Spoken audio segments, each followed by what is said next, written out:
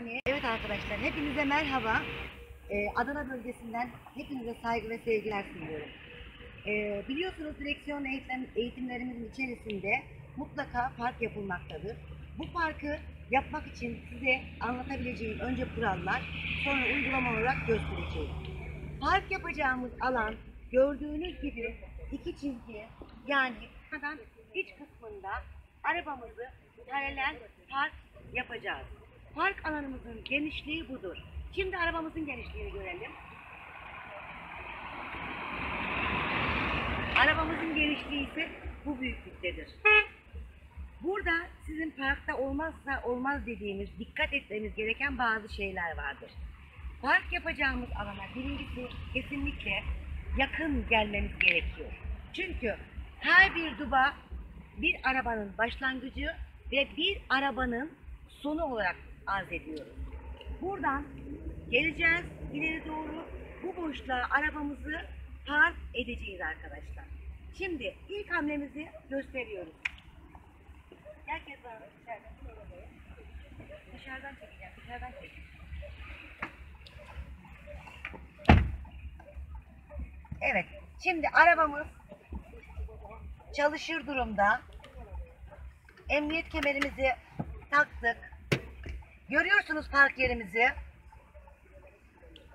Ve ben iki dubanın arasına doğru ağır ağır gidiyorum.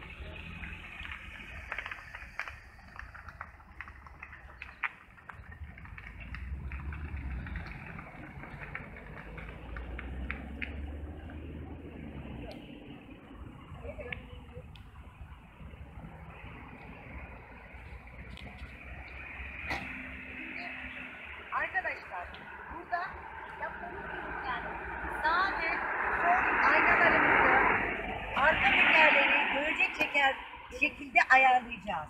Ayna ayarımız ayarlanan bölgeden önce sağ tekerimizi görecek şekilde sağ aynamızı ayarladık. Daha sonra sol aynamızı, sol tekerimizi görecek şekilde ayarladık. Burada bizim ayarlamadaki kastımız gördüğümüz dubanın arabanın arka tekeriyle yan yana gelmesi. Yani başka bir aracın arkasıyla bizim arabamızın arka tekeri, orayı bir gösterelim Kezban Hanım, bir araya gelmesi. Aynen böyle. Şimdi vitesimizi geriye alıyoruz. Dörtlülerimiz yanık bir durumda. Aldığımız ölçüden sonra arabamızı park etmek istediğimiz yöne doğru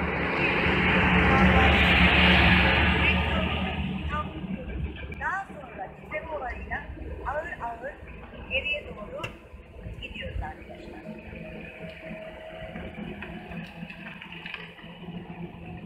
Bu aşamada arkadaşlar geldiğimiz zaman bizim özellikle bu park alanında gördüğünüz gibi yerde iki çizgi vardı. Bizim Adana'da yaptığımız bu yerde çizgi ölçü alabiliriz. Veyahut da çizgi olmayan bir bölümde ise sadece sağ aynadan sağ, arka, çamurluğun üstü ile kaldırım birleştiği anda burada sabit bir şekilde dururuz.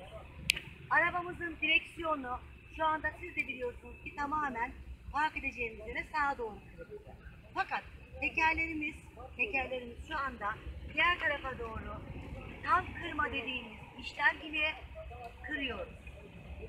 Direksiyonumuzu hiç oynatmadan ağır ağır geriye doğru hareket ediyoruz. Uzaktan çektim lütfen. Ağır ağır geriye doğru gidiyoruz.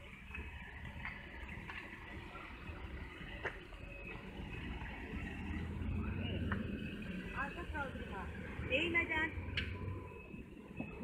arabayı tekrar birinci vitese alıp eğri olan arabamızı gitmek istediğimiz yön, yani parkın kaldırımına doğru ne yapıyoruz? Tamamen durarak